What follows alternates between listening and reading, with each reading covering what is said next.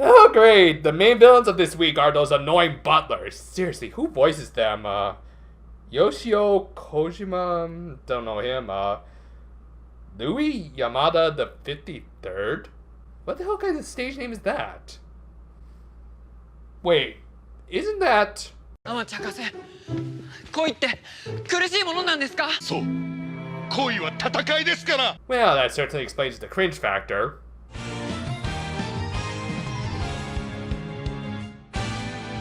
Like the second half of last week's episode, the Precure took time to reminisce about all of their misadventures during the summer break arc, through some cute callbacks, and by looking at the photos they uploaded to Kirsta.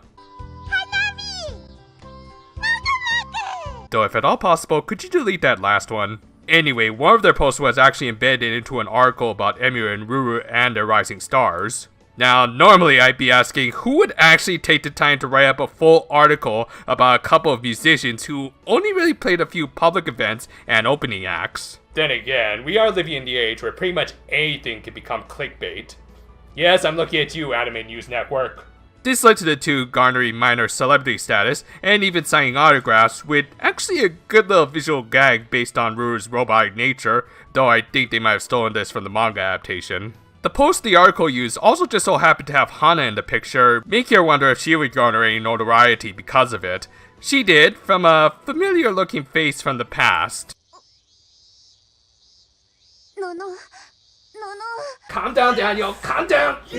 Sorry, he always gets like this whenever somebody keeps saying no. Yes! This was Eri, a former classmate from Hana's previous school, which, if you remember what happened in the last major story episode of this season, then you can guess what role she played.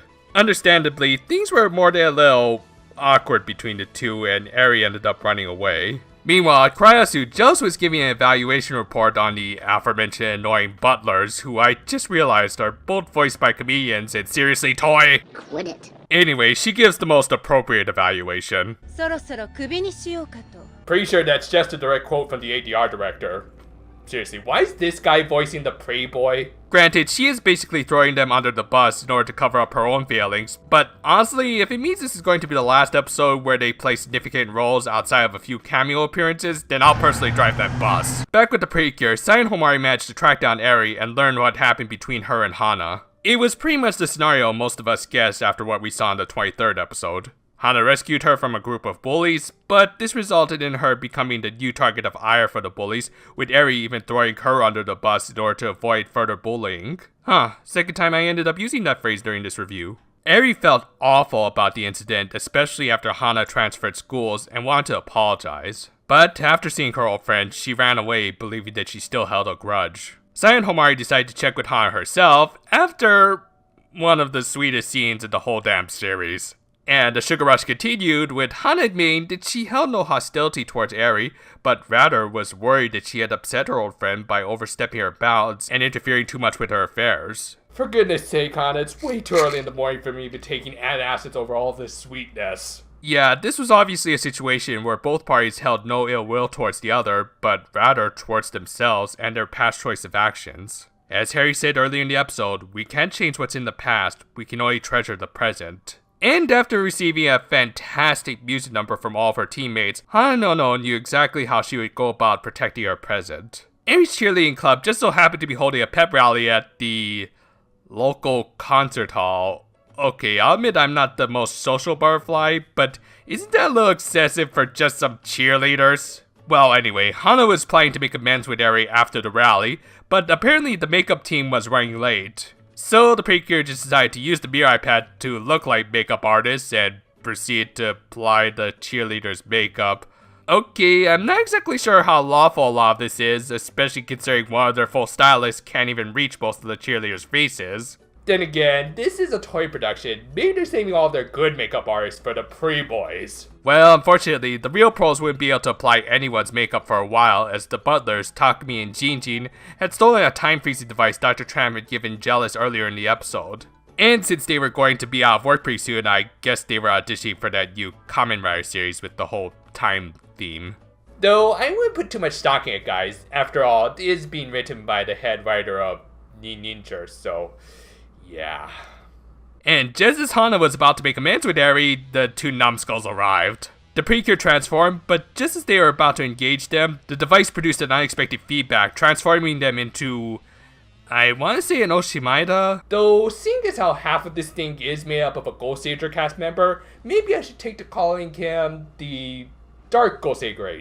But yeah, as it turns out, the device was an incomplete prototype, and Jealous probably knew that her soon-to-be downsized lackeys would try to use it for their own gains. So she let them steal it in order to become her unknowing test subjects. Feeling sorry for the idiots, the Precure didn't directly attack the Dark Gosei Great, and instead pinned them down. And hey, since they're standing atop a Gosei-esque creature, why not bring in an out-of-nowhere upgrade? Okay, I'm half joking, as Hana's actions of trying to make amends with Eri, as well as everything else they had learned over the course of this series, did kind of earn them a new Mirai Crystal.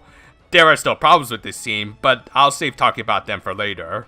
For now though, after receiving a faceplate upgrade for their Mirai Pad, that reminds me of the Doki Doki team's heart faceplate, the Precure gained their new cheerful style form change that looks okay. I'm not a fan of the veils, and all the white throwing off the color balance, though I do like Komari's hair, and Hagutan is absolutely adorable. That said, I'm really not a fan of the actual finisher. Really, if they just cut out all the hand spinning gestures, it would be a perfectly serviceable quick finisher, but nope, I guess they have to get their aerobics in. Anyway, they purified the Dark Gosei Great and unfreeze everyone. Thus, the episode ends with Han making amends with Eri properly, and the Precure adding to their memories and their Kirsta accounts. Much like last week, this does feel like it could have been a great episode if they had gotten an additional one, or at least half of one to go with it. But it wasn't bad per se. Alright, let's get this scene out of the way first. As I said, I don't think the reasoning for why they got this new upgrade was bad. Basically, the whole scene was them recollecting everything they had done up until this episode, on top of Hana being able to rightfully call out Jealous for what she had done to her Kohai. And Hana had a good arc in this episode that led up to this, but we'll get more into that later. Anyway, my issues were more with the actual setup, most notably the guys they chose to be the first recipients of this new power-up. Takumi and Jinjin just felt like total jobbers with no significant sense of threat behind them. On top of having zero charisma, due in no small part to their awful voice actors, they seldom got involved in fights. Sure, they did summon a few Mooshimaida, but that was all off screen, so yeah, it doesn't really cut it. Thus, when the Precure defeated them with their fancy new finisher, it just didn't feel that special. Let's compare this against upgrades that debuted at similar points from other seasons. The aforementioned Doki Doki debuted the Lovely Pad against the art villains of that part of their story. Same thing with Princess and their premium forms. And probably the best example of an upgrade debut was in Smile, with the Princess forms defeating an incomplete version of the eventual final boss of that series. Now that's how you make a good first impression and make these upgrades feel significant. If they had just saved at least one of the early generation Cryos members, or hell, even used it against Jealous, it would have worked out a lot better. Now granted, this debut was handled better than others, as at least it didn't involve getting it through dream sequences or Doctor Who level timey-wimey shenanigans. But it still could have been done better, which leads into my next point. A lot of the episode could have been handled better if they had more time. Hana did have a really good arc with her making amends with her estranged friend, and her prioritizing Eri's feelings above her own adds to her already earned title of lead Precure. And this whole scenario was made even better, again thanks to the fact that Jealous was being a total jerk-off. I really do like this idea of her acting as a dark counterpoint to the protagonist's actions. Last time it was her denouncing the future, while Hana's grandmother had come to accept it.